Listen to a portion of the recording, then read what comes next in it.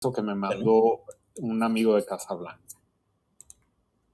No, qué interesantes temas manejas, mi querido Agustín. Habrá mucho que platicar. Bueno, seguro ahorita de escucharte. Déjame.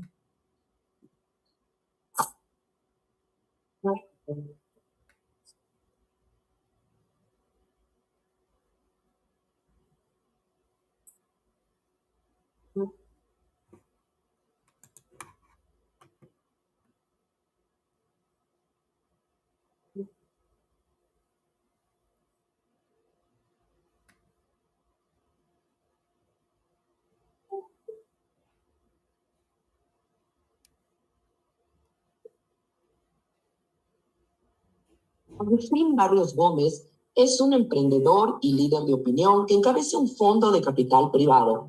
Fue diputado federal durante la 62 legislatura del Congreso mexicano. Creció como hijo de embajador mexicano en Canadá, Suiza y Estados Unidos, además de su país de origen, México. Se graduó de la Facultad de Servicio Exterior de la Universidad de Georgetown e inició su carrera profesional en la transnacional Procter & Gamble. Su maestría la cursó en el Ilustre de Colegio de Abogados de Madrid. Barrios Gómez es miembro fundador del Consejo Mexicano de Asuntos Internacionales, COMEXI, y ha participado a lo largo de su carrera profesional en radio, televisión y medios impresos. Sus opiniones se han difundido en múltiples medios nacionales e internacionales, incluyendo The Economist, Financial Times, The New York Times, CNN, CBC News Canada, entre muchos otros. Orador frecuente sobre temas relacionados con México, ha dirigido conferencias en la mayoría de las instituciones con injerencia en temas internacionales, tanto en México como en Estados Unidos y Canadá, incluyendo el Woodrow Wilson Center, el Council on Foreign Relations, Canadá 2020, la Universidad Iberoamericana, el ITAM, el TEC de Monterrey, etc. En 2016 fue escogido para encabezar el grupo de trabajo del COMEXI sobre el futuro de la relación bilateral México-Estados Unidos. Agustín es presidente de la Fundación Imagen de México, organización dedicada a la implementación de una política de Estado en temas de imagen pública de la República Mexicana. Sus esfuerzos de comunicar The Truth About Us incluyeron el video en redes más visto sobre la relación bilateral México-Estados Unidos. Muy buenas tardes, tengan todos ustedes. Es para mí un gusto darles la bienvenida a este su espacio México Unido. Estamos en diferentes plataformas, en YouTube, en vivo, en streaming, y también en Facebook Live, en Twitter, en video de Twitter y en Space de Twitter. En todas estas plataformas y aquí en Zoom les damos la más cordial bienvenida. Antes de empezar, yo les quiero decir que hoy es cumpleaños de una de las personas que todos ustedes conocen aquí en esta plataforma, un queridísimo amigo, entrañable amigo, les puedo decir, un hombre maravilloso que además es de los fundadores de México Unido, un hombre trabajador y muy comprometido, en verdad, con todo mi cariño, mi querido Charlie, muchas felicidades, Carlos Gómez Álvarez Tostado, yo no quería dejar pasar este momento, porque sí, hay muchos aplausos, sí, mi querido amigo, te lo mereces, en verdad. Muchísimas gracias por tu compromiso y sobre todo por tu gran complicidad conmigo. En verdad, es de las pocas personas que me puede llevar el ritmo y Charlie lo sabe hacer y lo hace muy bien. Muchas gracias, Charlie, por todo y yo siempre te lo reconozco. Y felicidades por tu cumpleaños. Pues bien. Muchas gracias a todos. Gracias, Charlie. Pues bien, ahora sí entremos en el tema. Un momento que hoy está pasando, no solo a nivel México, todas estas intentonas de una dictadura también están pasando en otros lados del mundo y es muy interesante saber qué está pasando, sobre todo en Israel, porque es un tema que le está causando bastantes problemas a nuestro vecino del norte. Y para eso, ¿qué mejor tener con nosotros al experto? Se ve muy joven, pero tiene una gran trayectoria y no lo es tanto, pero bueno, es tragaños y por eso ha tenido esta maravillosa trayectoria. Agustín es de casa, es la tercera vez que está con nosotros. Es por eso que cada vez que surge un tema así tan importante como es qué está pasando en el mundo y qué le afecta a México, pues efectivamente el experto al que nos gusta siempre recibir en casa es Agustín Barrios Gómez. Y antes de pasarle la palabra, primero que nada, bienvenido, mi querido Agustín. Y antes de pasarle la palabra, le pido a Carlos, que es su amigo, es quien lo invitó, que le dé la más cordial bienvenida. Adelante, mi Charlie. Muchísimas gracias, Denise, queridos amigos, muchas gracias. Agustín, bueno, pues es de casa y es un gran amigo de hace muchísimos años. Andábamos caminando por las calles de Nueva York justamente cuando se estaba dando el Tratado de Libre Comercio. Y México estaba de moda y me acuerdo que había foros en Nueva York para empresarios y comenzar a mover toda esa inyección de capital que hubo a este país en el inicio de ese Tratado de Libre Comercio. Y unos 30 años después estamos viviendo un punto de encrucijada, un punto en el que el mundo es el mundo post-COVID, donde se están dando antagonismos y el país se está poniendo de moda otra vez. Y en este contexto global, pues viene esa narrativa tuya, esa plática, este diálogo que vamos a tener y que sin duda es uno de los hombres que más sabe de estos temas. Mi querido Agustín, bienvenido. Muchísimas gracias, Carlos. Muchas gracias, Denise. No era parte de esta plática, pero efectivamente en aquellos años 90 en Nueva York, que tuvimos oportunidad de platicar y caminar por las principales avenidas. Mi padre había sido cónsul general justamente en Nueva York, de México. Mi primer trabajo fue en el Center for Strategic and International Studies, en el Centro de Estudios Estratégicos Internacionales de Washington, después de graduarme de la Universidad de Georgetown. Y justamente organizamos ese foro, el primer foro en el Congreso americano sobre el Tratado de Libre Comercio, un foro donde invitamos a los principales especialistas y convergieron ahí en la Cámara de Diputados y en la Cámara de Senadores con unos 28 legisladores americanos. Y una de las preocupaciones, ya hasta suena un poco chistoso, justamente una de las preocupaciones en aquellas épocas era de que estarían tratando con un México que en esa época pues no había vivido un capítulo abiertamente democrático desde la época de Madero, ¿no? Había una preocupación por parte de los americanos que esto se vería como un espaldarazo al régimen priista y que estarían preocupados por estar haciendo este tipo de negocios con un país que no había transitado hacia la democracia. Las cosas cambiaron dramáticamente, en parte por la apertura que se dio justamente gracias al Tratado de Libre Comercio, gracias a las reformas electorales que sucedieron eventualmente en el 97 y se desarrolló lo que se convirtió en la democracia más sofisticada desde la perspectiva de su ejecución en el mundo. Nadie había visto una democracia articulada con las instituciones que se desarrollaron en nuestro país. O sea, el tener una rama del partido, del Poder Judicial y una rama del Poder Ejecutivo articulados permanentemente, tanto a nivel federal como a nivel estatal, dedicados a temas electorales, eso era algo jamás visto. La manera en que se llevó a cabo la credencialización de los mexicanos en torno al IFE en su momento fue algo jamás visto. O sea, esos esfuerzos fueron olímpicos, fueron pulcros, fueron verdaderamente impresionantes a nivel global, tanto que cuando los americanos organizaron las primeras elecciones en Irak, después de la invasión en Irak, ya que ya habían creado ahí las condiciones para que se desarrollaran las primeras elecciones, el ejemplo que se usó fue México y fueron asesores del IFE apoyar a los americanos para que las elecciones que se llevaran a cabo ahí fueran las mejores del mundo, incluyendo la tinta, la famosa tinta indeleble, todas esas cosas, todas esas innovaciones que se hicieron y que se desplegaron en México, se han copiado porque fue punta de lanza de la democracia a nivel internacional. Es algo que los mexicanos no tenemos presente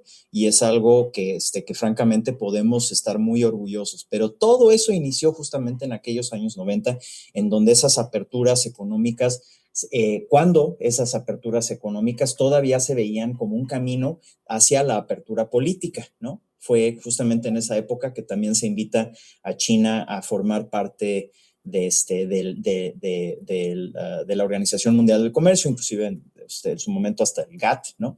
Y fue esta idea de que la apertura comercial se daría, siempre sería seguida por una apertura política, cosa que no necesariamente ha sucedido así en el caso chino, pero definitivamente en el caso mexicano sí sucedió así y ahora vemos que está en las condiciones en las que está. Cuando platicaba con Denise acerca de qué temas, porque finalmente, pues hoy en día hay muchas figuras con mucha mejor información o con una capacidad, una elocuencia superior a la de aquí un servidor, sobre temas del desarrollo democrático en nuestro país y particularmente temas relacionados con la política nacional, en donde yo ya no tengo ninguna participación.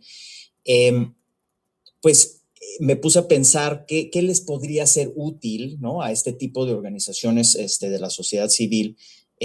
Y fue precisamente que se me ocurrió que pudiera ser interesante entender un poco lo que está pasando en Israel, y por un lado, y por otro lado, la encrucijada que está viviendo Biden en torno a la situación de México. Entonces, si me permiten, vuelvo a agradecer tanto a Denise como a todo el equipo de México Unido, Mi Voto Útil, Ciudadanos por México, al igual que a Frida Martínez por todo su apoyo, evidentemente a Carlos por esta última invitación.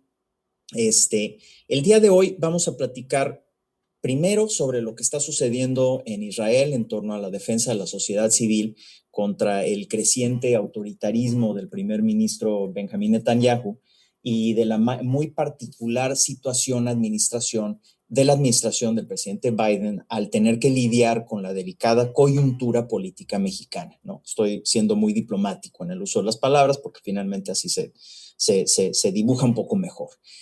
Los temas no están directamente ligados, pero ambos tienen que ver con situaciones en donde se tiene que dar respuesta, de alguna manera, a los desafíos de la concentración del poder. Y es en ese sentido que se vislumbra una vinculación o un vínculo, y se vislumbra también una necesidad por parte de la sociedad civil mexicana interesada en el Estado de Derecho, interesada en el desarrollo democrático de nuestro país, de tener presentes por lo menos algunos temas que tal vez no han recibido la atención que se debería, ¿no? Y desde la perspectiva de un servidor, ahí sí, como analista internacionalista, pues es algo que les puedo comentar. Entonces, comenzando con Israel, aquí hago un paréntesis, porque justamente hoy es el día de la remembranza del Holocausto. Hoy, desafortunadamente, el Holocausto es un tema más relevante de lo que ha sido desde los mismísimos años 40, justamente por todas las lecciones que nos ofrece en torno al peligro que representan los cultos de personalidad y los regímenes autoritarios. Pero el tema de hoy particularmente empieza con el regreso al poder del derechista Benjamín Netanyahu, el eterno líder del partido Likud, que lleva casi ininterrumpidamente como primer ministro de Israel desde 2009. Resulta que en esta última vuelta el señor decide que, aunque ganó por un margen muy escaso, emprendería una de las reformas de mayor trascendencia de la historia moderna de la democracia israelí. Se trata, palabras más, palabras menos, de truncar los poderes de la Suprema Corte y subyugar tal cual al Poder Judicial a su voluntad, ¿no? Una clásica jugada del autoritarismo. Pero la sociedad israelí, aguerrida como pocas, reaccionó. Primero con protestas masivas, luego con huelgas. Finalmente, cuando ciertos miembros del prestigiado aparato de seguridad nacional alertan abiertamente al primer ministro que estaba vulnerando la seguridad nacional de Israel, Bibi, como se le dicen al señor Netanyahu, pospuso la reforma, según él, para ampliar el diálogo. Y como la ciudadanía israelí no cree que el retraso haya sido una cancelación de las controvertidas reformas, todavía este último sábado, 16 semanas del inicio, hubo protestas masivas en todas las principales ciudades de aquel país. Y aquí hay varios temas importantes. El primero es que la sociedad israelí estuvo suficientemente organizada y motivada, no nada más para protestar, sino para amenazar con una amenaza efectiva, con un paro nacional. Hacia allá están apuntando las cosas de darse estos esfuerzos por parte del Ejecutivo israelí. Y lo segundo es que no han soltado el tema, ¿no? Siguen ahí en las calles, han pasado 16 semanas, no lo sueltan, saben que están todavía en el hilo, en el filo de la navaja. También hay un tercer aprendizaje en todo esto, que es que se logró enlazar figuras de trascendencia dentro del mismo gobierno israelí que se suman al reclamo, y eso ha sido también muy, muy importante. Encontrar esos aliados dentro del mismo gobierno, dentro del aparato castrense de ellos, el aparato de seguridad nacional que incluye, pues como ustedes saben, Mossad y todas estas organizaciones muy conocidas y muy poderosas que se han sumado a estos señalamientos al Ejecutivo israelí acerca de que pues puede ser que no sea la mejor idea continuar con unas reformas que tienen este nivel de impopularidad ante el pueblo israelí, ¿no? Y pues queda claro que don Benjamín no es alguien que se rinde fácilmente, ni que hay ninguna garantía de que se haya logrado parar el embate en contra del Poder Judicial, pero no cabe duda que los cálculos del régimen en torno al desmantelamiento de sus contrapesos, eso sí cambiaron. Y eso es algo que es por demás interesante para todas las personas que tienen en la mira regímenes que tienen como finalidad la concentración del poder en torno a una figura, entre comillas, carismática, ¿no? Entonces, creo que eso vale la pena ver, vale la pena saber cuáles han sido las herramientas que se han utilizado efectivamente, y pues bueno, ahí se las doy. Por otro lado, me permite hacer un par de observaciones que de hecho en otros foros, en televisión y radio, he tenido oportunidad de señalarlas y siempre han sido interesantes para el público radioescucha o televidente, que es hablar un poco de la naturaleza de las protestas callejeras en México, porque hasta donde yo he visto son únicas en el mundo. Uno que es estudioso del tema de la política internacional y de las cuestiones sociales a nivel internacional, las dinámicas en torno, la naturaleza del tipo de protestas y cómo se llevan a cabo en México es algo particular, y tiene que ver primero con el hecho de que México tiene tantas décadas de uso político de las manifestaciones, que el país está un tanto vacunado en torno a muchas de ellas. Yo bromeaba hace tiempo con uno de mis amigos sudamericanos de que 100,000 peruanos salen a las calles y cae el gobierno federal, mientras que en México 1 millón de mexicanos podían protestar y no cae ni un diputado local.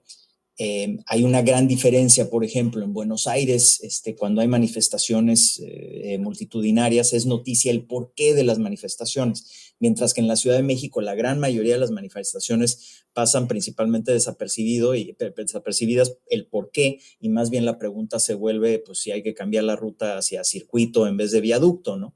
Y ese es el tipo de cosas que suceden ante una sociedad que ha sido justamente, que ha vivido los embates de diferentes grupos de poder que utilizan esta industria de las manifestaciones para la industria del acarreo, y justamente es uno de los temas, para presionar y para lograr, pues muchas veces lograr sacar algún beneficio económico. De hecho, en la mayoría de los casos, ese uso de esta herramienta tiene que ver con el uso de diferentes grupos del poder que hacen uso de la industria del acarreo, es decir, de estos grupos, grandes cantidades de personas que se utilizan para llenar las plazas y presionar, entre comillas, no desde la perspectiva de un reclamo legítimo del pueblo, sino como un instrumento de la misma corrupción del poder, ¿no?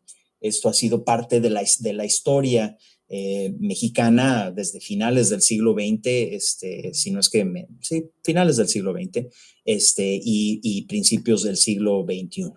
Y esto hace infinitamente más importante en el caso mexicano la difusión de la narrativa, es decir, cuando un reclamo surge por parte de la sociedad civil, un reclamo legítimo, se vuelve mucho más importante el manejo de la narrativa en torno a ello y la difusión, dado el hecho de que la misma manifestación por su propia naturaleza no va a tener digamos, el impacto que tendría los mismos números multitudinarios. En otro lado, no tiene ese mismo impacto por las particulares consecuencias de ese uso de esta herramienta, abuso de esta herramienta a lo largo de tantos años en el caso de México. La tercera cuestión especial en el caso mexicano es la difícil posición en la que se pone una ciudadanía que busca, la parte de la ciudadanía que pues, lleva el interés legítimo desde mi perspectiva, en el caso de las manifestaciones, aquella parte de la ciudadanía que busca impulsar el Estado de Derecho. Por su propia naturaleza es justamente este segmento de la sociedad que busca el orden. Entonces está actuando de alguna manera en contra de eso mismo que quisiera impulsar, que busca que no se violen las leyes ni las normas, pero al mismo tiempo se ve obligada a confrontarse con la autoridad justamente, y esto es la gran paradoja, justamente porque la autoridad misma no está cumpliendo con la labor básica de gobernar. Hay una falta de deseo de gobernanza, ¿no? Es decir, todos estos gobiernos que llegan al poder no para gobernar, sino más bien, pues, para tal vez llevar a cabo un proyecto ideológico, para fortalecer algún grupo político, para robar, como ha sucedido en varios sexenios a lo largo de muchos años en México. Y esto, pues, no nace reciente, ¿no? O sea, incluso bueno, nos podemos ir muy atrás, pero recuerden las mismísimas manifestaciones contra la inseguridad durante el sexenio del presidente Fox, ¿no? Cuando se suponía que pues había un diálogo con el gobierno, pero el gobierno no estaba buscando cómo controlar el territorio desde la perspectiva del Estado de Derecho. Entonces había un reclamo y era muy difícil porque era romper, ¿no? Era romper con el orden, justamente para pedir el orden. En contraparte, ¿qué otros factores vemos en Israel? Una, que la gente estaba dispuesta a poner en tela de juicio su sustento económico, que eso es muy importante, amenazando con el paro nacional. Eso es muy, muy importante, que hay que también entender por qué está siendo tan efectivo, y que se están encontrando voces respetadas dentro del gobierno que están dispuestas a poner sus carreras profesionales en peligro. Eso también es un tema que hay que tener de vista, ¿no? Estas observaciones acerca de la dinámica del entorno en las manifestaciones en México, las condiciones que por lo menos al día de hoy han surtido efecto en Israel, son algunas que tal vez no se tenían en el radar, que me parece que valen la pena tenerlas en el radar, y ahí les dejo esta parte. De ahí pasamos a otro tema que es la plática del día de hoy también, que es la encrucijada del presidente Biden respecto de México, porque hay muchas especulaciones y qué es lo que está pasando, y en Washington se le está criticando mucho, en la Ciudad de México están preguntando qué es lo que está pasando. Y básicamente lo que está pasando es que pues, tienes a un gobierno americano que por razones geopolíticas les urge que su vecino del sur se desarrolle, ¿no? Pero al mismo tiempo no pueden ignorar las complejidades que están surgiendo en torno a la gestión gubernamental actual.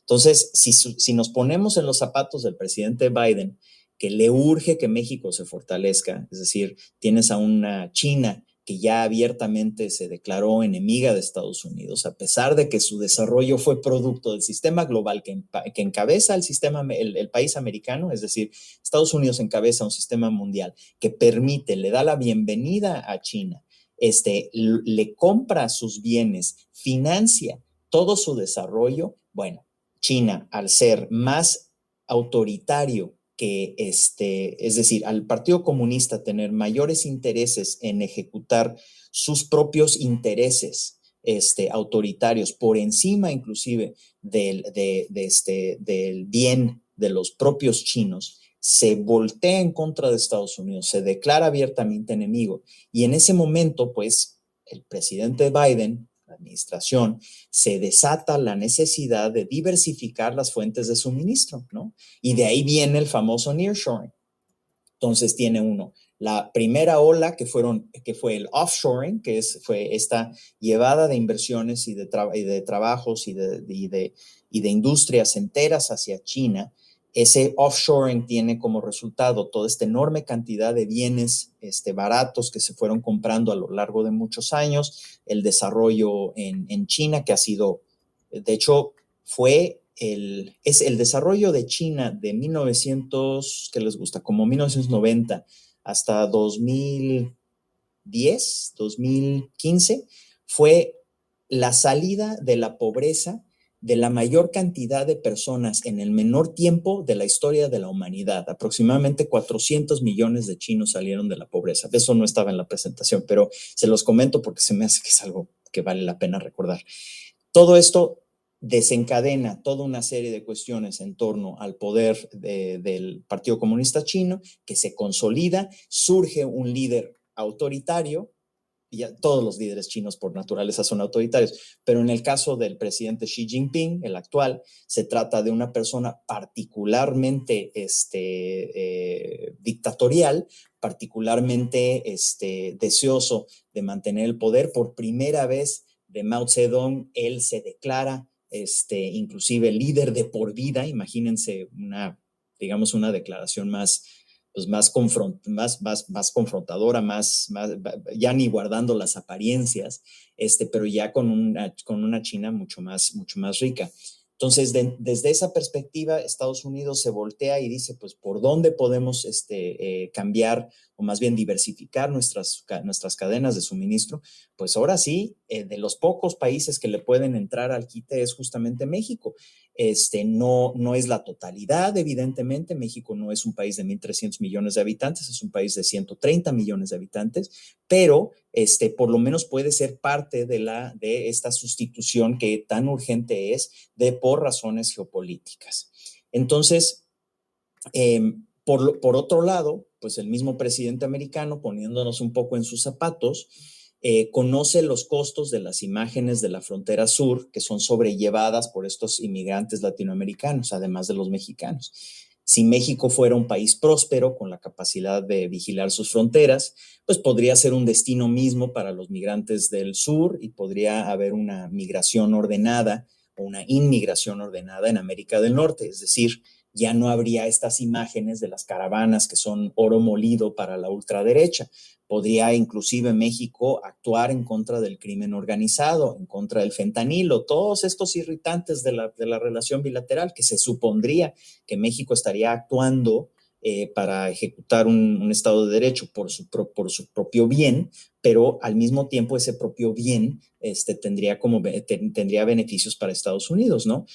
Yo a menudo hablando con mis contrapartes estadounidenses, con mis amigos en Washington, siempre les digo de manera muy sensata, hoy lo que es bueno para México es automáticamente bueno para Estados Unidos, porque lo que más necesita Washington, más que intereses particulares, que si esto, que si la migración, que si el comercio, lo que más necesita Washington de México es que sea un país suficientemente fuerte para consolidar toda esta región sur de América del Norte. Ese es el interés nacional de los Estados Unidos. Entonces, eso lo sabe el presidente Biden. Pero los cárteles mexicanos han infiltrado gran parte, si no es todo, el aparato gubernamental mexicano, pero para crecer, para que México crezca, para que crezca México se necesita energía, y hay un proyecto ideológico gubernamental que se autopercibe hoy en día como más importante que el mismo desarrollo nacional. Empresarios americanos están exigiendo que el presidente Biden actúe en defensa de sus intereses económicos, y curiosamente esos intereses económicos en este momento se empatan directamente, están alineados directamente con los intereses mismos del desarrollo mexicano, porque buscan generar la energía que tanto necesita el país. Por otro lado, el presidente americano tiene a su derecha todo un contingente que quiere usar la fuerza militar contra los cárteles mexicanos dentro de territorio mexicano, lo cual pues evidentemente amenazaría todo el sustento de la relación bilateral. De hecho, parte del problema de Joe Biden es justamente que no puede ser visto como un actor en la política interna de México por miedo a las fuerzas nacionalistas antiamericanas que podría desatar esa situación. Nada fácil, ¿no? Por un lado, hay que ser visto como respetuoso por parte de los mexicanos y como firme por parte del público americano, que pues a quien tiene que obedecer, ¿no? Entonces, mandas por un lado a un embajador de ascendencia lejana, pero ascendencia al fin mexicana, que busca desarrollar una amistad con el régimen.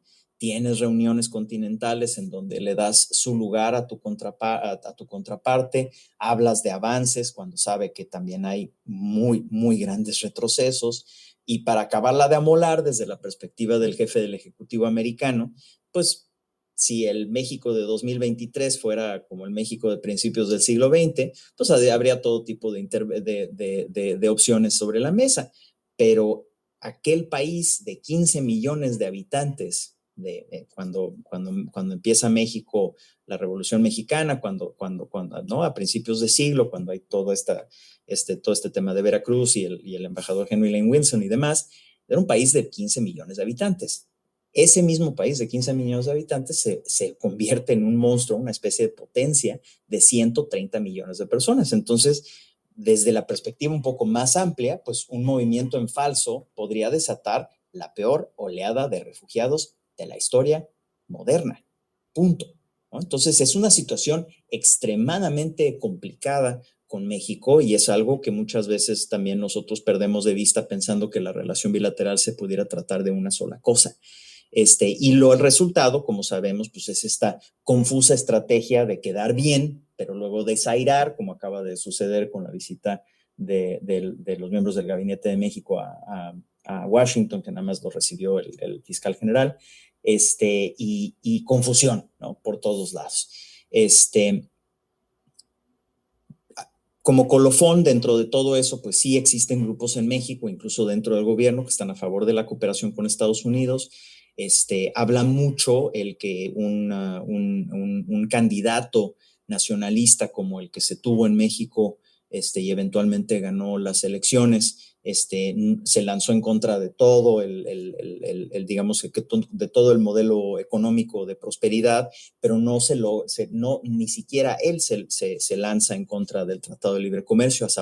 Habla mucho del consenso en México en torno a la integración con Estados Unidos, y pues estamos viviendo un sustento del status quo por medio de estos vientos encontrados a favor de un México fuerte, otros que están haciendo lo propio para resquebrajar lo poco que sí, bueno, no lo poco, mucho, que sí funciona dentro del país. Y pues bueno, esos son un poco son los dos temas que les quería poner sobre la mesa, porque me parece que son temas que normalmente no se tratan en los diferentes foros, y me parece que tienen importantes lecciones para nuestro país, y particularmente para la participación de la ciudadanía dentro de la sociedad mexicana, ¿no? Muchísimas gracias, Agustín. En verdad, temas, primero que nada, tu claridad, que nos ayudas a entender cómo se encuentra México en este rompecabezas que hoy estamos viendo a nivel internacional, las grandes oportunidades y sobre todo, primero que nada, cómo nos dejaste claro este nacimiento. Más bien, yo no creo que sea un nacimiento que no hayamos visto en otras décadas, en otros momentos de la historia. Creo que durante la Segunda Guerra Mundial también hubo un surgimiento de estos líderes a nivel internacional, algunos carismáticos, algunos autoritarios, pero creo que también se dio en ese momento de la historia lo que hoy estamos sorprendidos, y ahora en Latinoamérica, estos líderes autoritarios que pretenden adueñarse del país, ¿no? ¿Y cuáles son sus diferentes técnicas y estrategias para hacerlo?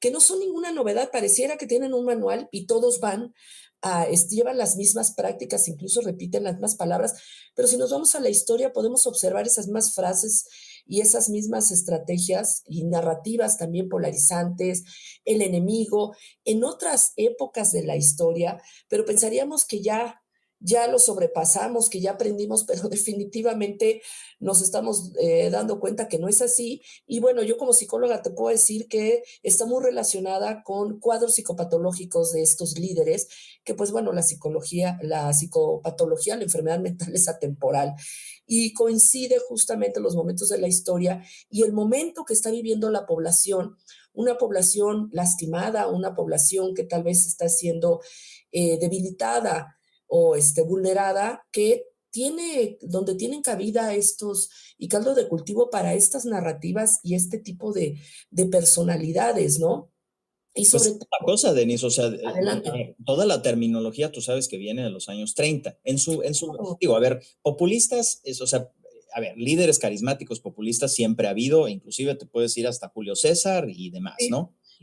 Que termina con la República y empieza el imperio, a pesar, o sea, digo, Julio César tenía Así muchas es. cosas muy buenas, pero no deja de ser el hombre que terminó con la República, ¿no? Pero entonces sí se conoce o sea, desde la perspectiva moderna, la terminología empieza en los años 30, estamos hablando de la palabra per se, que es fascismo, ¿no? El fascismo, ese fascismo nace en Italia, ¿no? Y justamente pues de ahí el surgimiento de Mussolini, en el caso de Hitler, el caso de Franco en España, ¿no? O sea, y bueno, en el caso latinoamericano, claro, hay vertientes hasta similares en el uso de la imagen del mismo Lázaro Cárdenas. Digo, no estoy diciendo que Lázaro Cárdenas haya sido fascista, estoy diciendo que algunos de los elementos del ejercicio de la propaganda fueron similares porque también se genera un culto a la personalidad en torno a Lázaro Cárdenas, al igual que sucedió en Perón, en Argentina, y los múltiples militares de Brasil y etcétera, ¿no? Claro que sí, no es nada nuevo, no hay nada nuevo bajo el sol, ¿no? Me gustó el ejemplo que diste ahorita de Julio César. Mira, te fuiste muy atrás, yo me fui un siglo. Pero volvamos al otro tema. El otro tema es sobre la gran oportunidad que tenemos en México ante la guerra comercial de México-Estados Unidos. Sin embargo, yo antes de entrar al aire te preguntaba que si existía la voluntad política por parte del presidente de México y sobre todo cómo está generando un ambiente de falta de confianza ante todo lo que, digo, ahorita viene una propuesta para no cumplir los contratos, para no tener que pagar indemnizaciones por los contratos y una constante amenaza al Estado de Derecho. Lamentablemente, por un lado, tú me decías, es que nos quieren decir, por favor, los queremos hacer ricos, y por otro lado, encontramos a una persona que pareciera que no le conviene para sus planes que México sea un país muy rico, o no lo entiende o no hay voluntad política. ¿O tú cómo lo ves? Pues digo, queda muy claro que o sea, que es hoy en día mucho más, o sea, poniendo a un lado los intereses se representan, lo que sí queda muy claro es que hay un proyecto semi-ideológico que se está privilegiando por encima del desarrollo nacional, ¿no? Entonces, desde la perspectiva de aquellos que son partidarios de esa ideología, pues ellos estarían a favor inclusive de que los mexicanos fueran más, digamos, más pobres, que hubiera más sufrimiento en México, a cambio de tener ese premio desde su perspectiva que tiene que ver con sus propios filias ideológicas. Y eso se está privilegiando y es muy obvio que es lo que está sucediendo. Sin embargo, pues no, al mismo tiempo, pues México es un país mucho más grande de lo que la gente cree. Y hay gente que está diciendo, óyeme, pero pues mi sustento, ¿no? O sea, no sé si últimamente han visitado Monterrey. O sea, hay una cosa que es chistosísimo. Los mexicanos luego no nos damos cuenta de cosas que son de enorme trascendencia. La segunda ciudad más importante de México en términos poblacionales hoy es Monterrey, no es Guadalajara.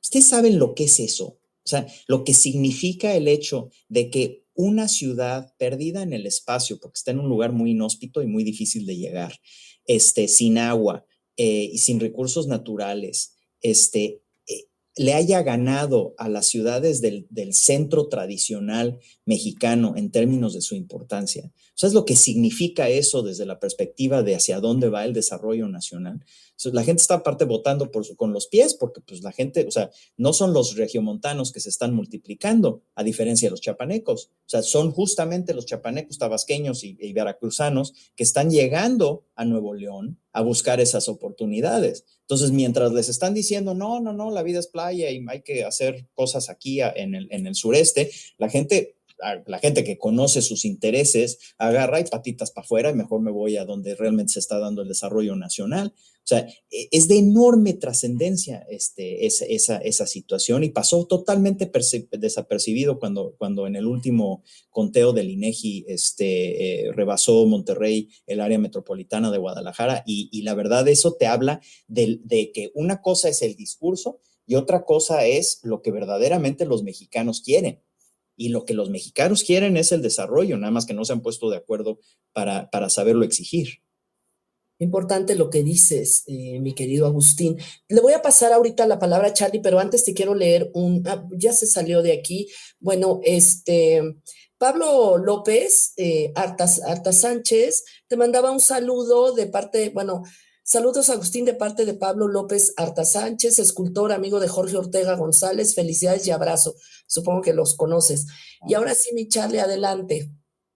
Muchas gracias, Agustín, muy claro y además siempre el tener una visión completa, global, de cómo se están dando las cosas, pues la relación México-Estados Unidos siempre ha estado en un vaivén y bien decía Jorge Castañeda en su momento, el patio de atrás, hoy nos están invitando a ser no el patio de enfrente, sino ser el patio de América y cómo comparado con Estados Unidos, con Israel, Israel era un desierto, Israel no había absolutamente nada.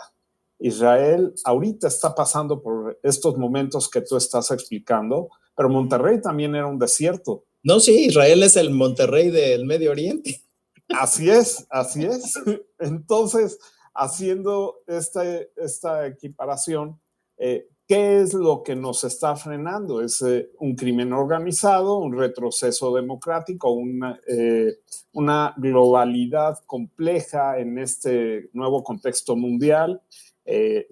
Todos estos movimientos de la economía, de incertidumbre, nuevos estallidos en el malestar social, una crisis migratoria, una inseguridad alimentaria, una polarización en distintas noticias que van apareciendo, muchas de ellas pueden ser falsas también, la pérdida de competitividad a nivel mundial y el aumento de ataques cibernéticos, así como el debilitamiento de la integración nacional.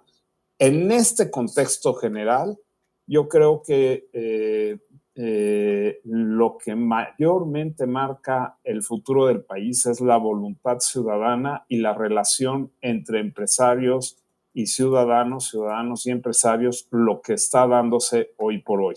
Entonces, muy clara tu visión y no hago preguntas, simplemente un comentario para darle paso a quienes realmente quieren preguntar. Muchísimas gracias, Charlie. Le vamos a abrir el micrófono. Dice Shining Star, pero si te puedes presentar con tu nombre, por favor. Ya te pasó la palabra en otro momento, pero casi no te ves. Adelante, por favor. Me llamo Estrella Guzmán, por eso soy Shining Star. Estrella brillante. Sí, bueno, mis hijas dicen que soy estrella brillante. Me interesó mucho, Agustín, creo que tú estás casada con una regia, ¿verdad? Así es, una regiomontana. Sí, compañera de mis hijas del Colegio Montessori. Oye, sí, yo me acuerdo, por eso. Me llamó mucho la atención lo que dijiste, que sí es cierto, aquí salimos 1 millón de personas y no pasa nada. Porque nos han exprimido mucho, pero yo siento que sí está pasando. No, claro, no quiero. Yo siento que estas 2 olas rosas que hicimos nosotros sí pasaron. No, sí, no quiero quitarle o restarle importancia a lo que ha sucedido y al heroísmo auténtico por parte de la sociedad civil. Pues de parte de los organizadores, ahí está una de Denise, que por cierto tiene aquí una junta el sábado con nosotros. Yo sé. Y estamos en Monterrey. puestos. Ahí estamos en Monterrey. Yo te veo el sábado. Estoy puestísima. Qué bella. Y te digo, y también hicimos un, ¿cómo se llama? Contra el plan B, firmé un amparo. O sea, estamos puestísimos aquí en Monterrey, no nada más en Monterrey, en toda la República. Y vamos a lograrlo. Completamente. Y yo te señalar, lo único que estaba yo resaltando es que en el caso mexicano hay que ser hay que ser muy conscientes del abuso que se le ha, ¿no? que ha habido en torno a esta herramienta de las manifestaciones y por eso justamente la necesidad de enfocar en el tema de la narrativa, en el tema de la difusión, en el tema por ejemplo, la última manifestación que se hizo justamente enfrente de la Suprema Corte de Justicia. Eso, o sea, es ese digamos, ese tiro de precisión fue magistral, ¿no? O sea, fue excelente. No, y una cosa, te digo, mira, yo soy de las que organizan las manifestaciones y de verdad, no hay un palillo tirado, un palillo. Claro. Nos quedamos siempre a recoger la basura, no hay nada que hacer. Somos unos ciudadanos preciosos. Sí, entonces, sí, esa parte, mis respetos, el hecho de que también quienes se manifiestan son casi como los manifestantes japoneses, ¿no? Sí, sí. Vamos barriendo el pedacito. Bueno, totalmente. No pido más el tiempo. La verdad querías acotar eso porque pues, yo siento que sí hicimos algo. No, pues, definitivamente. Bueno. Nada más, lo único que diría es estar consciente de aquellas limitantes que hay y también estar consciente de lo que nos están mostrando en los israelíes. O sea, los israelíes nos están saliendo a la calle y están diciendo, no nada más vamos a salir a la calle, sino que nos vamos a nosotros ocupar. Incluso va en contra de nuestros intereses económicos. Nosotros nos ocupamos de parar el país en su conjunto. O sea, aquí... ¿Sí? No vamos a llegar a la violencia porque no, o sea, sí ha habido violencia, pero no es la finalidad de las manifestaciones que se han dado en Israel. Estoy hablando de Israel. Pero lo que sí vamos a hacer es que lo que sí tenemos un control es que sí tenemos la posibilidad de hacer un paro en donde todas las cosas que ustedes quieren hacer ya no se van a poder hacer, más el hecho de que han enlazado muy bien y eso sí lo sugeriría bajo cualquier circunstancia en México, en Hungría, en donde sea que haya un esfuerzo para proteger la democracia, enlazar a aquellas personas, aquellos actores políticos que estén a favor dentro del régimen y darles el sustento necesario para participar en conjunto con la ciudadanía. Muchas gracias, te felicito y muy bonita exposición. A ti, Estrella, muchas gracias. Hasta luego. Un abrazo a Monterrey. Muchísimas gracias. Efectivamente, ahorita que dijiste no han ido, bueno, pues vamos el sábado, Charlie y yo vamos a instaurar el capítulo México Unido Nuevo León para todos los que quieran estar ahí con nosotros. También vamos a pasarlo por Zoom, son todos bienvenidos, todos como ciudadanos. Nada más quería hacer un comentario aquí. No sé cuántos millones tenga Israel, pero no creo que tenga tantos como México, pero además Israel tiene una historia de lucha, una historia en donde se les ha querido bajar, pero incluso eliminar y han salido adelante. Creo que nos falta un poco más de desarrollo de capacidades resilientes a los mexicanos, pero ahí vamos, esas se desarrollan y se pueden aprender. Mi querido José María, adelante, por favor. De hecho, nada más para precisar, Israel es un país de 9.5 millones de habitantes. O sea, es un país que apenas les gusta 2,5 millones de habitantes más que la región metropolitana de Monterrey. Okay.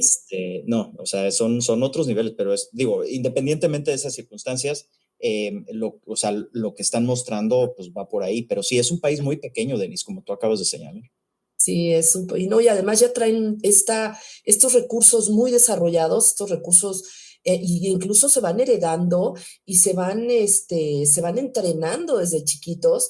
Nosotros desgraciadamente apenas empezamos, pero bueno, ahí vamos contagiando a que la gente se sume a participar. Me encanta justamente que ya estamos dando ese avance. Ahora sí, José María, adelante. Muchísimas gracias. Agustín, tú que sabes todo de este tema, te pregunto, ¿cuál es el interés de Brasil al quererse aliar a China? A ver, es que Brasil es un caso muy particular. Es un país que siempre se ha visto como una especie de potencia continental sudamericana, porque es un país tan grande en un continente solo, o sea, casi en medio, digo, a ver, espero no ofender a nadie, pero pues en medio de la nada, ¿no? O sea, están muy lejos digamos, del polo de desarrollo internacional de Europa, de América del Norte, de Asia. Y Brasil siempre se ha percibido como una potencia propia. De hecho, ellos tienen, eso sí tienen, el servicio exterior por mucho el más profesional de toda América Latina y uno de los más profesionales del mundo. Se perciben como una potencia única. Ellos quisieran pensar en América Latina.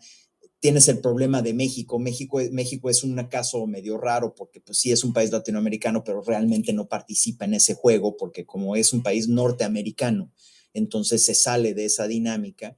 Y Brasil pues le gusta siempre jugar como lo hizo con la Unión Soviética, jugar un papel un tanto como de tercera vía, si ustedes recuerdan toda la terminología de la Guerra Fría, ¿no? Esta idea de que pues, nosotros somos independientes, somos una potencia continental, ellos tienen desarrollado, ellos son fabricantes de aeronaves de última generación, como ustedes saben, Embraer es una empresa brasileña.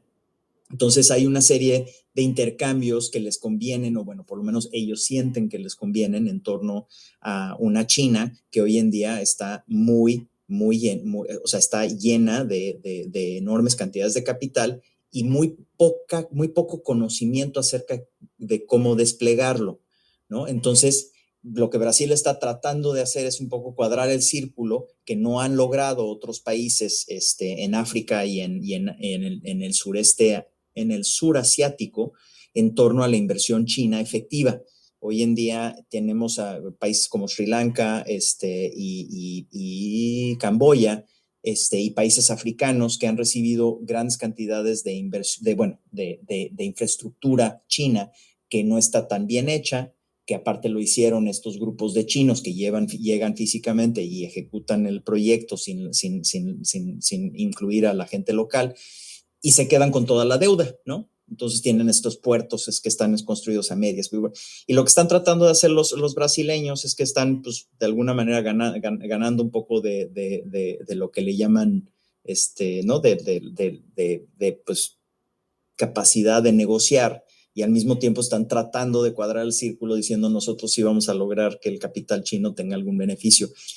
Yo lo veo muy difícil. La verdad es que tratar con los chinos, o sea, yo estuve en la Universidad de Georgetown con un regiomontano, con Jorge Guajardo, que eventualmente fue embajador de México en China durante 6 años, fue compañero mío de generación, inclusive de la universidad, y Jorge es el primero en decirlo, ¿no? O sea, Jorge abiertamente, quien piensa que va a hacer negocio con los chinos está muy, pero muy equivocado. Los chinos van a hacer negocio contigo bajo cualquier circunstancia. No es un esquema de ganar, ganar. Nosotros estamos tan acostumbrados de tratar con los americanos que los americanos tienen muchos defectos, pero algo que los motiva, por lo menos de manera profunda, no siempre se ejecuta así, pero hay una visión de ganar, ganar. O sea, ese es un poco lo que subyace. Por ejemplo, en el Tratado de Libre Comercio de América del Norte. El Tratado de Libre Comercio de América del Norte se da en un contexto en donde se plantea un ganar-ganar. Los chinos no conocen un contexto de ganar-ganar. Ellos solamente piensan en el juego de suma cero. Entonces, los brasileños, pues tratando de jugar este juego, pues están metiendo un poquito con Sansón a las patadas, pero pues bueno, los brasileños se creen Sansón ellos mismos, entonces pues vamos a ver qué tal les va. Muchísimas gracias. Te voy a leer un comentario aquí. René Cejudo dice: saludos Agustín, soy René Cejudo Miyazawa. En efecto, tiene casi 50, a eso se refieren a tu edad. Pero no casi, 52. No, te ves muy chiquito, siempre te lo hemos dicho. Soy del 71, perdón. Sí, soy admirador de su papá, conozco a Agustín Jr. desde chamaco con sus primos, los Adalid, lo veía en Nuevo Vallarta, compraba su tequila, pero ya no bebo. Jejeje, felicidades. Tuve un tequila que se llamaba Suave Patria hace 25 años. ¿Tú tenías un tequila? Sí, yo fui tequilero en su momento. Qué lindo.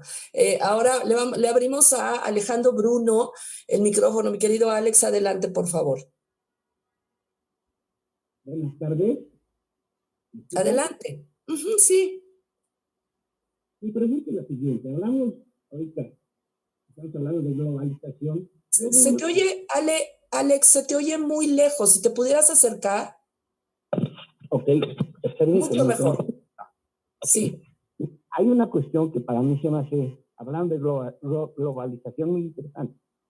En estos momentos se están dando guerras en el mundo, o se están gestando guerras, están movimientos que no veíamos desde la Guerra Fría, que otra vez está reactivando prácticamente el este y el oeste en la misma confrontación.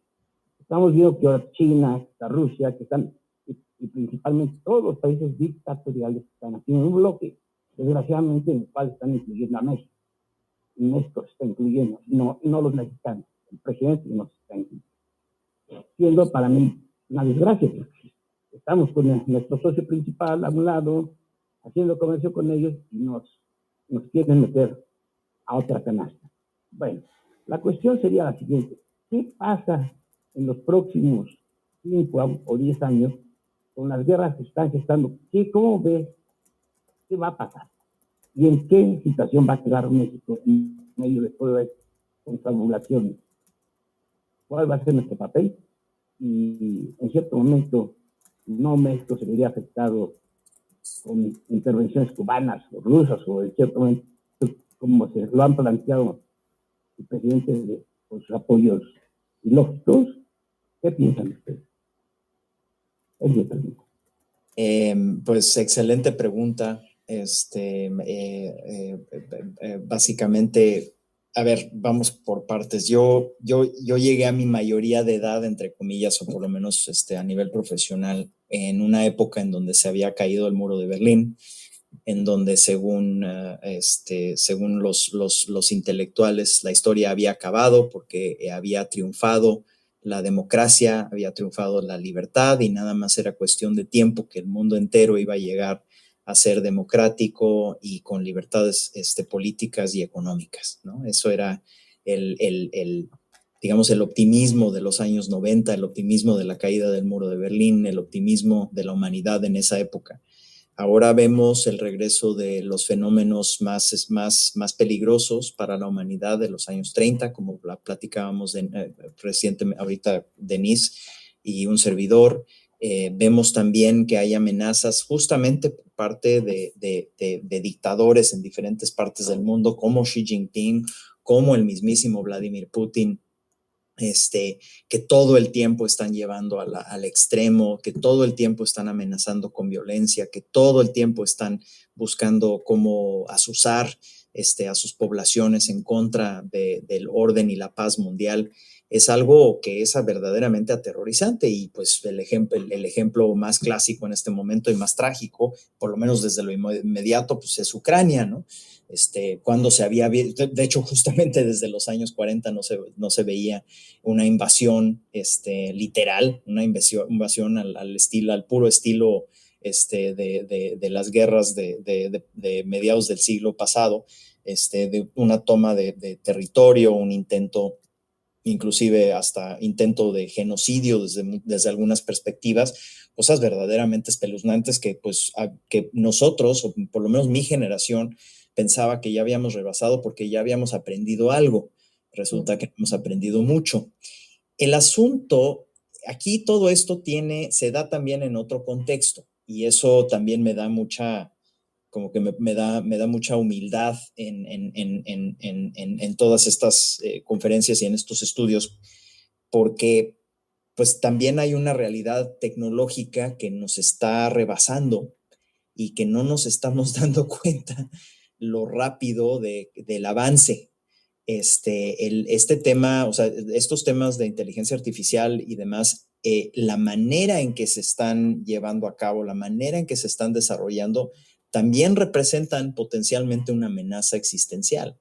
Entonces, por un lado existe la amenaza existencial de la tecnología, ¿no? La original, que fue el invento de la bomba atómica, que hoy en día pues está en más manos, más locas que en la historia del mundo.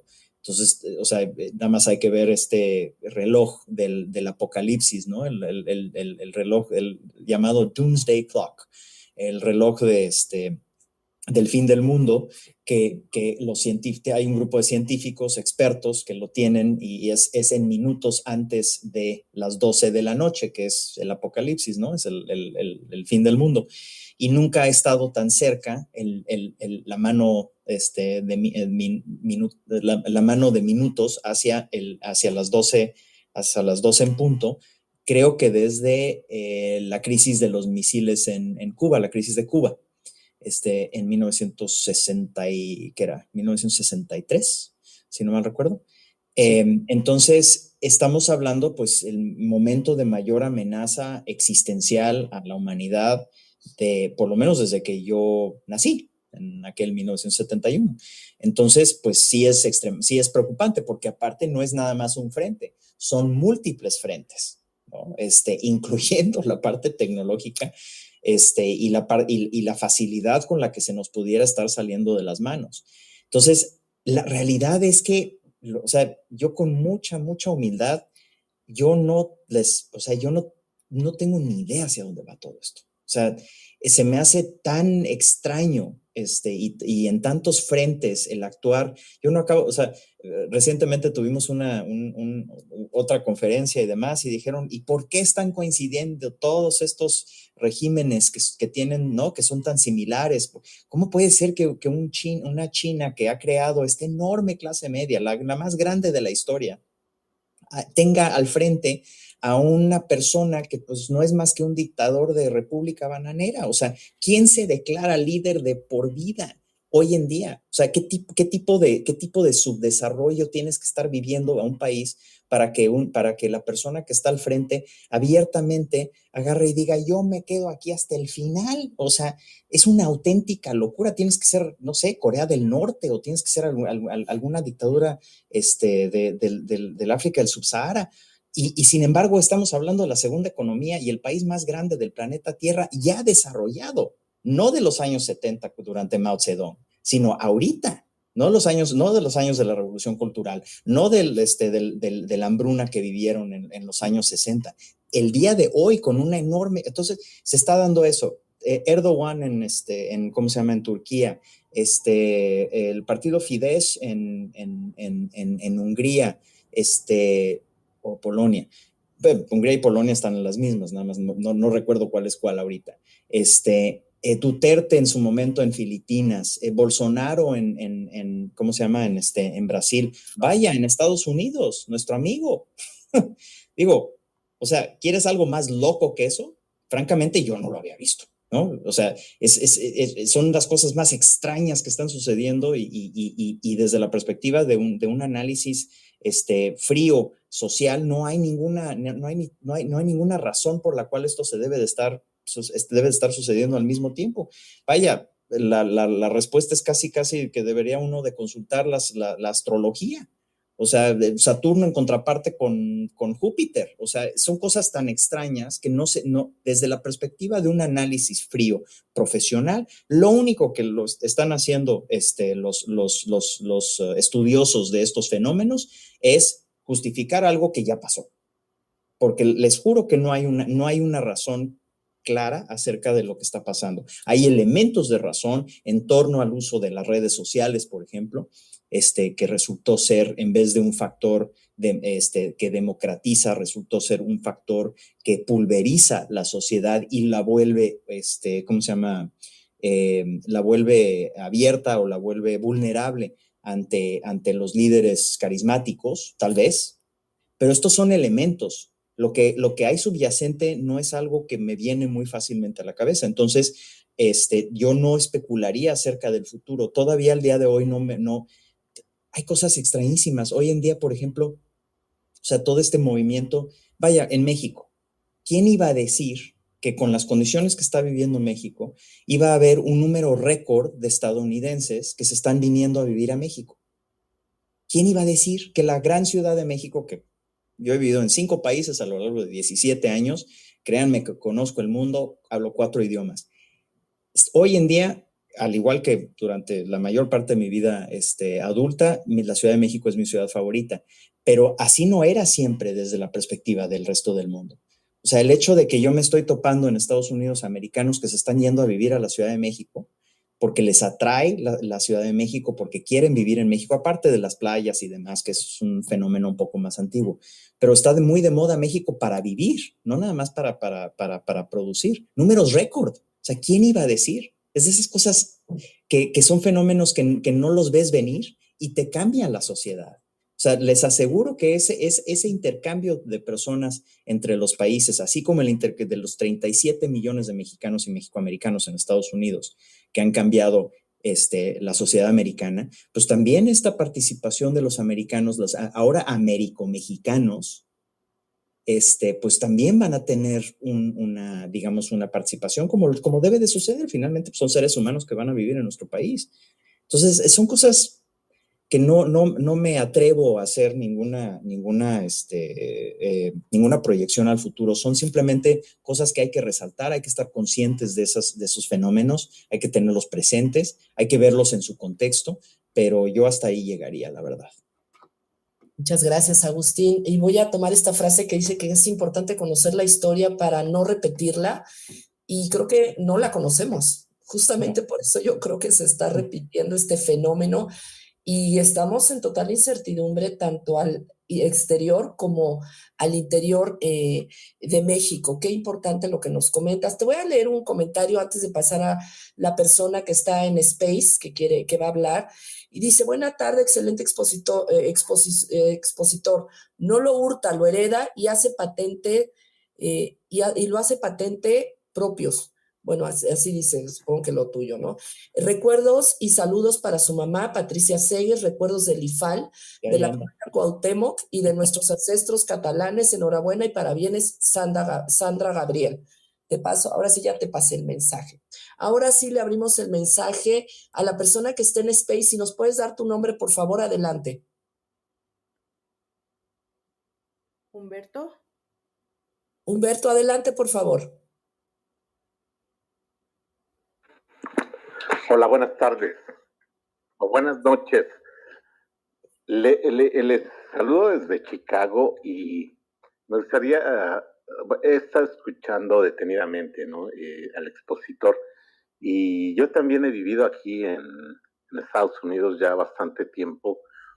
Conozco un poco de la economía sobre la bilateral México-Estados Unidos, sobre la poca inversión, sobre todo, ¿no? Lo que podría detonar esta bilateralidad y binacionalidad de muchos connacionales que ya son ciudadanos y que podrían ejercer ese económico, ¿no? Dependiendo del bono demográfico, que se habla mucho, y hace un rato estaba viendo las estadísticas, ¿no? Y son muy a lo que realmente se podría tener en totalidad por país, y que tiene 5.784.000, el estado de Nuevo León, perdón. La población de Israel, ahorita la voy a poner, es de 9.600.000, casi comparativo con la Ciudad de México. La Ciudad de Monterrey tiene mucho menos, tiene 1.600.000. O sea, no podemos a un país, eso Está fallando su micrófono, él está fallando su conexión. Sí. Bueno, en lo que se recupera, René Cruz, o no sé si quieres contestar algo de lo que dijo. No, a ver, lo que está pasando entre México y Estados Unidos, esta integración, o sea, México y Estados Unidos son los dos países grandes más integrados del planeta Tierra, punto. tenemos la frontera más cruzada legalmente del planeta Tierra, 1 millón de cruces fronterizos al día en términos de personas. Estamos hablando de 350 millones de cruces fronterizos al año. Se trata para que se den una idea, bueno, a través de 330 puntos de cruce fronterizo, por cierto, 1 de cada 4 vuelos internacionales que sale de Estados Unidos a todos los 200 países del mundo, estás hablando de pues, el país más conectado del mundo, obviamente, pues el país, la economía más grande del mundo. Bueno, el 25% de todos los vuelos internacionales de Estados Unidos, su destino es México, para que se den una idea. México no es nada más el destino número 1 para los americanos, sino que recibe más americanos que todo el resto de los top 5 juntos. O sea, no hay punto de comparación.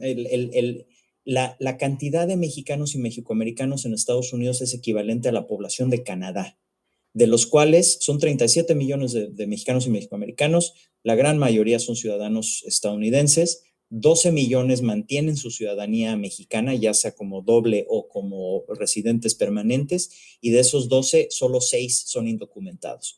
En su gran mayoría, el fenómeno de los mexicanos en Estados Unidos es un fenómeno de ciudadanos y de residentes permanentes con documentos. Entonces, este arroz ya se coció desde esa perspectiva. Hay en cualquier momento dado entre 1 y 3 millones de americanos viviendo en México, que es entre 4 y 12 veces más el segundo lugar, que es Canadá. Entonces, esta integración que se da, que hace, por ejemplo, que la Ciudad de México es el único lugar fuera de Washington en donde están representadas todas las dependencias del gobierno americano, el único. A su vez, México tiene la presencia consular más grande de cualquier país en cualquier otro en Estados Unidos. Entonces, esta integración de estas dos sociedades es real, ya es algo que sucedió, ya es algo que se da, ya no es cuestión del futuro, ya es cuestión del presente. Y desde mi perspectiva, o sea, yo soy ferviente, yo primero soy mexicano, pero segundo, yo soy norteamericano en el sentido amplio de la palabra, de los 3 países. Mi única ciudadanía es la mexicana, pero sí soy ferviente creyente en la integración norteamericana de nuestros 3 países, y creo que el beneficio en particular entre México y Estados Unidos es justamente de mayor integración, no menor. Muchas gracias. Ya se nos está acabando el tiempo, mi querido René. Ahora sí que breve, por favor, si puedes hacer nada más tu pregunta. Sí, muy bien. Hay algo que yo no entiendo muy bien y que dice que en México no funcionan las cosas porque se han desgastado. ¿No sería al contrario, que debería de ser más fácil y más factible de tanto usarlo eso, se haga como más viable eso de las manifestaciones? Yo creo más bien que es porque a esta persona no respeta nada y no le interesa nada si se manifiesten 1, 2, 3, 4 o 5 millones. ¿Qué puede decirme sobre eso? Pues es que, o sea, digo, pues aquellos que vivimos en la Ciudad de México durante todos estos años de las manifestaciones, incluyendo, pues recordando las manifestaciones que había cotidianamente en relación a, pues híjole, ¿qué les late? O sea, los 400 pueblos, o sea, ¿cuántas oleadas de manifestaciones? Ustedes, a ver, no, ahí les va. ¿Saben cuántas personas salen a las calles en manifestaciones de un tipo u otro en la Ciudad de México al año? 26 millones. Es auténticamente es algo increíble lo que sucede en la Ciudad de México por el tema de las manifestaciones. Y si en otros países esos números, o sea, vamos a quitar que si responden o no responden, pero en otros países esa cantidad de personas que salen a las calles tienen unos efectos no de mínima presión o vamos medio a negociar, que es lo que sucede en México. O sea, con 100,000 personas que salen a las calles caen regímenes enteros en otras partes del mundo. En México lo que pasa es que pues ha habido una especie de sobreuso de esta herramienta, que no quiere decir que no tenga efecto, claro, o sea, aparte pues es un derecho de los ciudadanos mexicanos, que es un derecho que se debe de ejercer en aras de buscar que presionar a un gobierno que no está actuando. El problema es que muchas veces vemos, ¿no?, las manifestaciones, por ejemplo, de la coordinadora, ¿no?, de la CENTE. ¿Cuántos? O sea, vaya, tomaron como rehén las manifestaciones, o sea, la CENTE tomó como rehén Oaxaca entero durante quién sabe cuántos años. Han cerrado inclusive Reforma y Constituyentes y Observatorio y todas estas vías importantes en aras de buscar justamente su beneficio político, que lo han logrado. Han logrado chantajear a gobierno tras gobierno, no nada más el actual, obviamente el actual hasta hicieron una alianza, pero los gobiernos anteriores, pues todos les han financiado digamos que sus actividades políticas gracias a esa corrupción del uso de la manifestación. ¿Por qué hablo de corrupción del uso de la manifestación? Porque no es el interés legítimo público. O sea, estas personas están muy abiertamente utilizando esta herramienta nada más para lograr su propio beneficio económico. Entonces, desde esa perspectiva, pues claro, el uso de la herramienta de la manifestación es en nuestro derecho y es una herramienta que bien puede tener buenos beneficios como lo ha tenido en ciertos momentos, nada más dándole un poquitito el contexto de por qué se necesita salir 1 millón de mexicanos y no nada más 100,000 como pudiera pasar en un Buenos Aires o en un Lima o en una San Paulo o lo que fuera.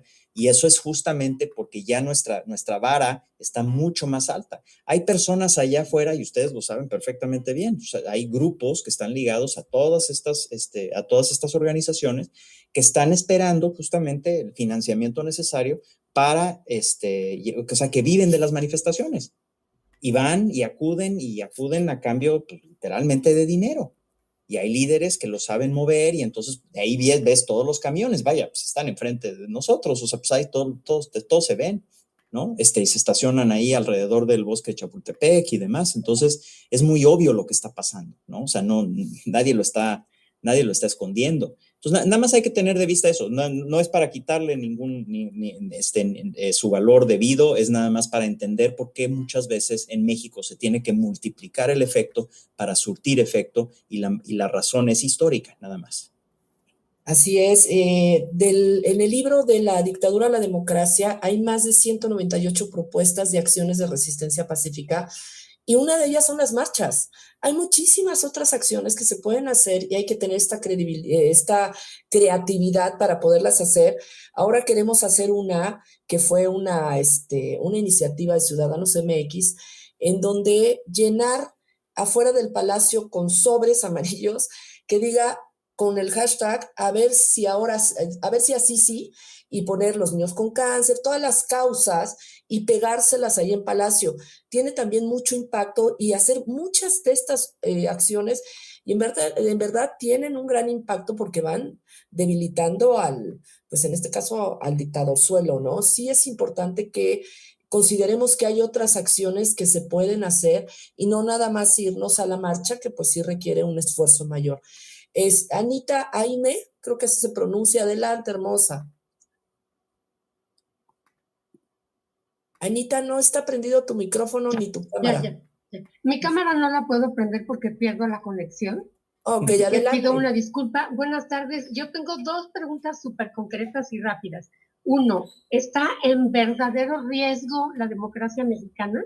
Y la otra es, dada la supuesta guerra económica que está entablando China con sus aliados contra el dólar, ¿qué tanto va a afectar eso a México? Y quizás un tercer comentario muy al margen es que todo lo que está sucediendo en Israel, parte de la respuesta de la sociedad es porque también está en juego su supervivencia. Están rodeados de enemigos muy poderosos y si no está Israel unido como pueblo y se defiende, pues se los acaban. Muchas gracias. El entorno geográfico, el entorno geopolítico de Israel es único, y definitivamente eso les mete un sentido de urgencia que seguramente un país como México no lo tiene, porque pues finalmente México no tiene realmente enemigos, o sea, así enemigos no tiene, porque pues al sur son tan débiles, o sea, digo, Guatemala y Belice no se van a meter con México, y al norte son tan fuertes que realmente México está en una situación en donde no se percibe amenazado, porque pues, por razones históricas es una muy buena observación y seguramente gran parte de la razón por la cual los israelíes cuando reaccionan de una manera tan tajante, ¿no? Tan unida. También, repitiendo, pues es un país de 9.5 millones de habitantes, ¿no? O sea, muy urbano y todo ese rollo. Entonces hay una serie de cosas que son factores especiales de Israel, que no quita el hecho de que muestran ciertas herramientas que yo sí creo que cualquier ciudadanía que quiere luchar a favor de la democracia sí debe de tomar en cuenta. Acerca de, perdón, Denise, es que era, ¿con cuál pregunta empezó Anita?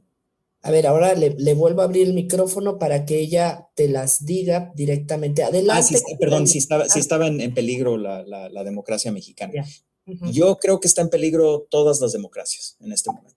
O sea, a diferencia de cuando yo me gradué de la universidad, después de la caída del muro de Berlín, que se veía que todos íbamos hacia la felicidad de la democracia y la libertad, en este momento veo muy pocas democracias realmente consolidadas. Hemos visto como el Reino Unido, ¿no? El Reino Unido siendo un país que verdad, o sea, pues de las democracias más antiguas, digo, evidentemente es una monarquía, lo que ustedes quieren, pero realmente es una democracia por medio del sistema parlamentario. Resulta que se salió de la Unión Europea por la desinformación y hoy están pagando las consecuencias. Hoy la economía del Reino Unido es 7% más pequeña de lo que sería si no se hubieran salido de la Unión Europea. O sea, fue un balazo en el pie, fue escupir para arriba, fue un autogol, que se da gracias a la desinformación que se vio en las redes sociales. Y de ahí tuvieron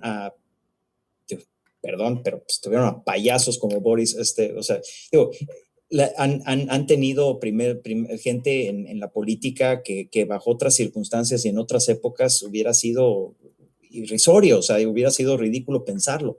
Y eso es el Reino Unido, con un sistema consolidado, con un sistema, o sea, con una tradición democrática muy, muy antigua. Vimos hasta en Canadá, digo, Canadá, el país ejemplo, el país ideal hasta cierto punto en muchos sentidos. Pues lo que sucedió con los camioneros en Canadá fue algo muy peligroso. O sea, ese movimiento fue un movimiento neofascista, racista, en contra del gobierno muy abiertamente. Y eso sucedió en Ottawa. Háganme el favor. O sea, estamos hablando de una sociedad que por su propia naturaleza es multicultural, que parecía que había comprado toda esta visión de un futuro multicultural y un desarrollo que se da gracias a que todos somos iguales y que todos tenemos las mismas oportunidades. Eso sí puede suceder en Canadá y ni qué decir, obviamente, de Estados Unidos. O sea, el sistema americano el sistema americano existe o está totalmente construido sobre la idea de que los dos partidos principales que se compiten entre sí, ambos creen en la democracia. Bueno, ahora resulta que el partido de la derecha ya no cree en la democracia. Entonces, abiertamente, digo, no es un juicio de valor, no estoy diciendo que sea bueno, malo, regular, estoy diciendo lo que es.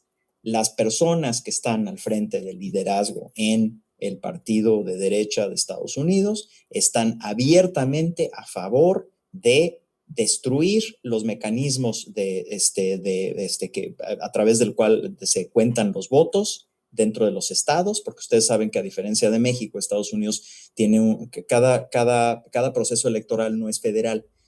Son 50 diferentes procesos en cada uno de los estados y los estados tienen su manera de hacerlo. Sin embargo, hay bases de datos comunes, hay una serie de cosas que se han compartido para sustentar que las elecciones se den de una cierta manera. Bueno, ahora el Partido Republicano ya abiertamente está metiendo para quitarle el voto a diferentes grupos simplemente porque votan a favor de los demócratas, a desconocer los resultados, a enviar a representantes que posiblemente no lleven lo que los votantes quisieron, sino más bien lleven que el ganador fue el republicano en cuestión, a pesar de lo que haya sucedido en las votaciones, y eso es en la democracia más antigua del mundo, ¿no? Entonces, en este momento las amenazas a la democracia son globales, son por todos lados. A mí me da pavor, ¿sabes? Pensar en lo que bien podría suceder en las próximas elecciones con la intervención de ChatGPT, por ejemplo. O sea, de estos nuevos actores de inteligencia artificial que son capaces de generar textos e intercambios que parecen de humanos y lo hacen, o sea, ya no son bots, o sea, ya son prácticamente seres sintientes. O sea, digo, estoy exagerando para hacer un punto, ¿no? O sea, estoy tratando de ilustrar un punto nada más. Pero ya estás hablando de herramientas que te pueden, por ejemplo, hacer un video que es totalmente convincente, que pareciera que es la persona hablando y no es.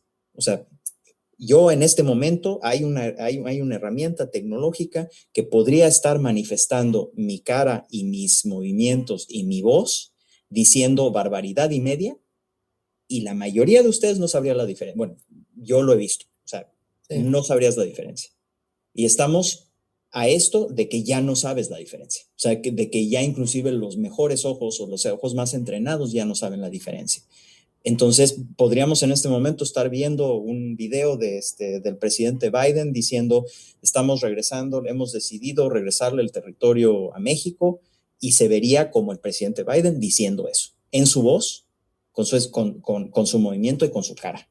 Imagínense cuando esos videos se empiecen a difundir del candidato, por ejemplo, en oposición, no sé, violando a un niño. O sea, imagínense lo que podría suceder. O sea, estamos hablando, y a través de los WhatsApps y todo ese rollo, estamos hablando de cosas de terror que podrían estarse circulando, que parecerían que fueran completamente reales. Entonces ya hasta la verdad estaría en entredicho. Y eso está sucediendo hoy. Esas herramientas existen y se están desarrollando hoy.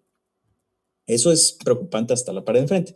Entonces, pues bueno, hay que estar muy conscientes, hay que estar muy pendientes, hay que tener también fuentes dignas de información, eso es importantísimo. O sea, hay que saber de dónde estamos recogiendo nuestra información, no repetir lo que nos mandan, no recoger nada más lo que vemos ahí en las redes y pensar que es fidedigno. Realmente, si dice que salió en CNN, chequen que verdaderamente haya salido en CNN. Si se dicen que salió en Reforma, verifiquen que haya salido verdaderamente en Reforma.com, en CNN.com. O sea, no se dejen llevar por lo que reciben en redes. Esa sería mi principal petición de toda esta plática, porque sí es algo muy preocupante lo que está pasando. Sí, ya hay hasta terapeutas. Es gravísimo.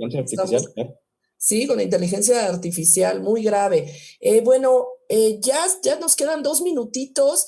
Sebastián, si puede ser muy rápido, muy ágil, por favor. Adelante. Sí, claro. Gracias.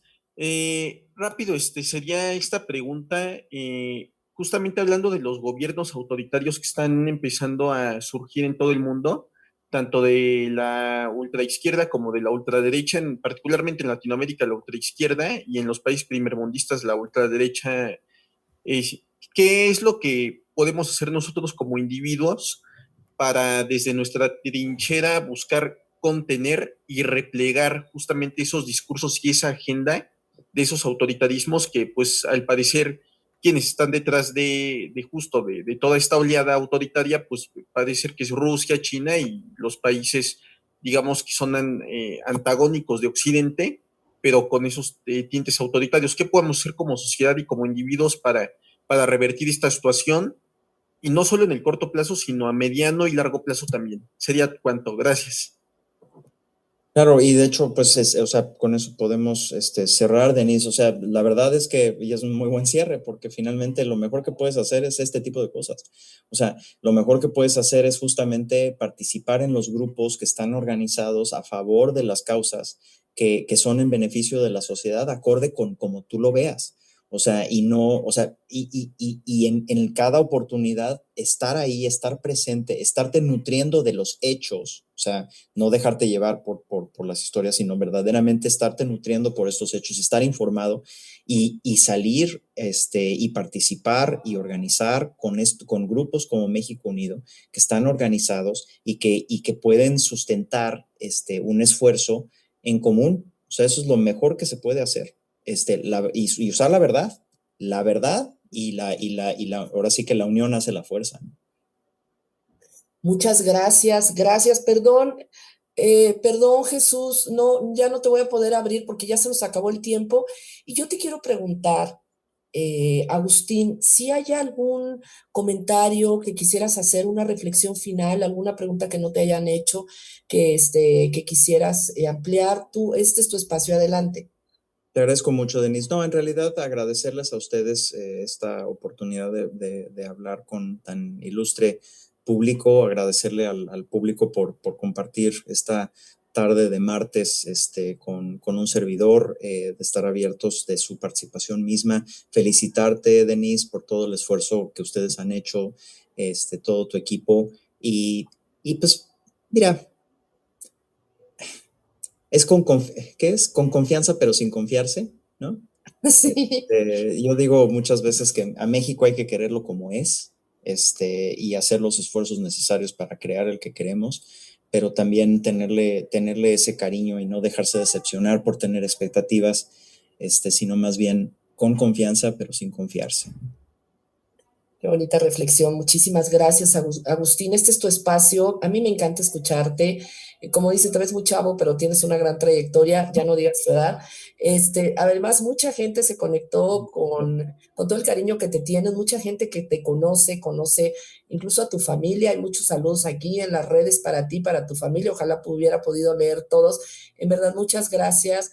No solo por compartir tus conocimientos, sino por esa gran disposición y generosidad que te caracteriza. Muchísimas gracias, yo me siento muy afortunada por tenerte cercano a nosotros. Muchas gracias y cedo el micrófono a Charlie, mi querido Charlie. Además de felicidades otra vez por tu cumpleaños, adelante. Gracias. Agustín, siempre es una delicia el escucharte y es entrar a un universo que nos conecta al conocimiento al final del día. Eso lo traes genético y además, aparte, a través del estudio. Entonces, tus reflexiones nos hacen y nos llevan a estudiar más, a estar más en el tema y en el plano del conocimiento. Y yo cerraría con un artículo del Nuevo Orden Mundial de Ray Dalio que dice: el nuevo orden mundial es económico, es también social, pero se tiene que dar un nuevo orden personal, espiritual del ser humano. En ese camino vamos todos, en ese desorden, y que al final, al alinear esta parte, es lo que nos va a llevar a un nuevo orden mundial y a una nueva humanidad. Agradezco muchísimo y eso yo lo veo con positivismo. Por eso hay que estar unidos y trabajar todos los días en contra de lo que nos hace quedarnos hacia atrás. Muchas gracias, mi querido Agustín. Muchísimas gracias, Agustín. Muchas gracias a todos los que estuvieron también en las diferentes plataformas y a todos los que estuvieron por aquí. Nos vemos el jueves con cómo conjuntar una narrativa con Héctor Llerena, un experto en comunicación, un experto en psicomarketing, que nos va a poder ayudar a entender cómo tenemos que crear esta nueva narrativa y sobre todo cómo poderla narrar. Pues muchísimas gracias. Yo me voy a ir al debate, me invitaron al debate de las candidatas del Estado de México, entonces va a estar con ustedes mi querido Carlos, pero bueno, es garantía. Muchísimas gracias, gracias Agustín, y espérenme, no se vayan, ya saben que aquí despedimos a nuestro querido invitado con un fuerte aplauso. Ya pueden abrir su micrófono. Muchas gracias, Agustín. Excelente, una deliciosa tarde, un gran aprendizaje. Muchas gracias.